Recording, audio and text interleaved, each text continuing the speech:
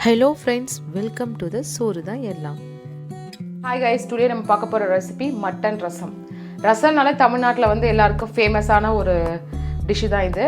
ஆனால் இப்போ வந்து மட்டன் சேர்த்து ஒரு ரசம் பண்ணுறது வந்து ரொம்ப ஹெல்த்தியான டிஷ்ஷும் கூட. அண்ட் கிட்ஸ்லாம் வந்து நிறைய சூப் வந்து சாப்பிட மாட்டாங்க. ஆனால் நிறைய கிட்ஸ் வந்து ரசம் போட்டு சாப்பிடுவாங்க, வெறும் ரசம். அதனால் இது ரொம்ப ஹெல்த்தியாக எப்படி கிட்ஸுக்கு தரலாம் அப்படின்னு சொல்லிட்டு தான் இந்த ரசம் வைக்க போகிறோம்.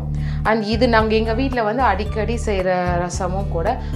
ரசத்தோடைய பேஸ் அது வந்து நான் வந்து ஒரு சீக்ரெட் இன்க்ரீடியன்ஸ் இருக்குது, அதை ஆட் பண்ண போகிறேன். அதை வச்சு நம்ம வந்து ரசம் எப்படி செய்யலான்னு பார்க்கலாம். அண்ட் ஃபர்ஸ்ட் டைம் நீங்கள் என்னோடய வீடியோ பார்க்குறீங்கன்னா ப்ளீஸ் சப்ஸ்கிரைப் மை சேனல், மறக்காமல் பெல் ஐக்கானை கிளிக் பண்ணிக்கோங்க. இப்போ வீடியோக்குள்ளே போகலாம். புளி வந்து ஒரு கோலிகன் சைஸ் ஊற வச்சு எடுத்து வச்சுருக்கேன். இப்போ இதை வந்து கரைச்சிக்கலாம்.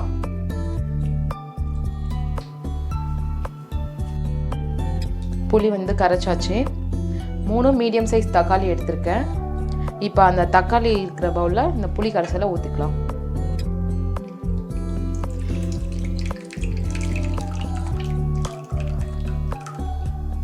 ஊற்றியாச்சு.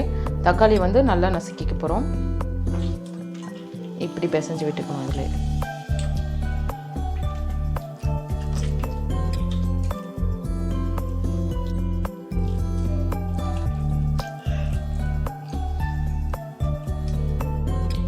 இப்போ தக்காளியும் புளி கரைசலாம் நம்ம பிசைஞ்சு விட்டாச்சு. இப்போ கொஞ்சோண்டு மஞ்சத்தூள் சேர்த்துக்கிறேன். அண்ட் கொத்தமல்லியும் இதிலே சேர்த்துக்கலாம். கொத்தமல்லி பொடியாக நல்லா நறுக்கி இதில் சேர்த்துக்கலாம்.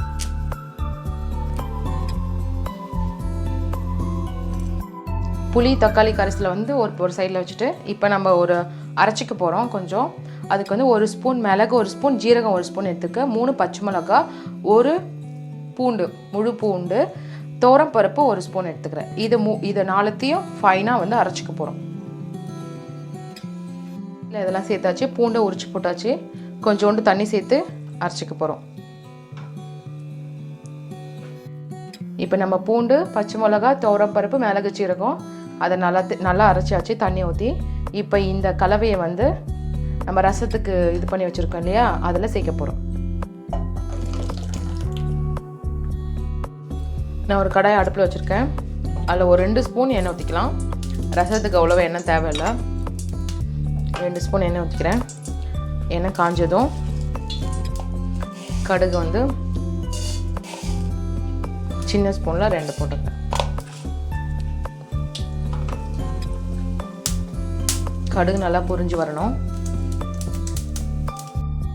கடுகு நல்லா பொரிஞ்சு வந்துடுச்சு. இப்போ 3 காஞ்ச மிளகா பாதியாக கட் பண்ணி வச்சுருக்கேன்.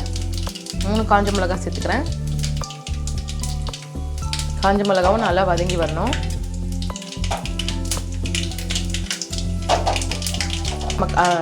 கலவை இது பண்ணி வச்சுருந்தேன் இல்லையா, புளி கலவையும் இதில் ஊற்றியாச்சு.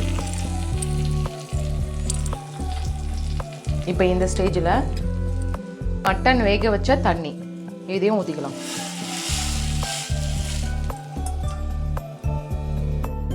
இப்போ எல்லாம் ஊற்றியாச்சு. இப்போ கடைசியாக உப்பு, கல் உப்பு சேர்த்துக்கிறேன். நான் கல் உப்பு சேர்த்து நம்ம இதை கொதிக்க விடக்கூடாது. கொஞ்சம் நுரைச்சி வரும் போதே ஆஃப் பண்ணிடணும். இப்போ ரசம் கொதிச்சிருச்சு. இந்த ஸ்டேஜில் கொஞ்சோண்டு பெருங்காயத்தூள் சேர்த்துக்கலாம்.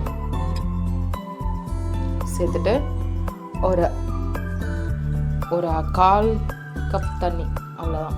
இதோட நிறுத்திடலாம். ரசம் செம்ம வாசனையாக இருக்கிற ரசம் நிறுத்தியாச்சு.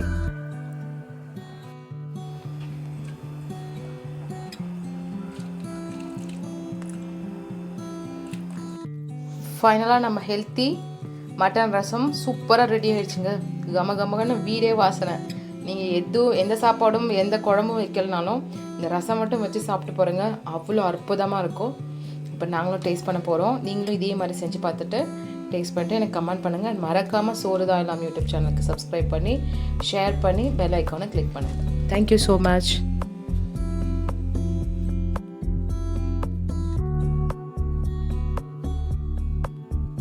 இந்த ரெசிபி உங்களுக்கு பிடிச்சதுன்னா சப்ஸ்கிரைப் பண்ணி பெல் ஐக்கானை கிளிக் பண்ணிக்கோங்க. அண்ட் ஷேர் பண்ணி கமெண்ட் பண்ணுங்கள். தேங்க்யூ.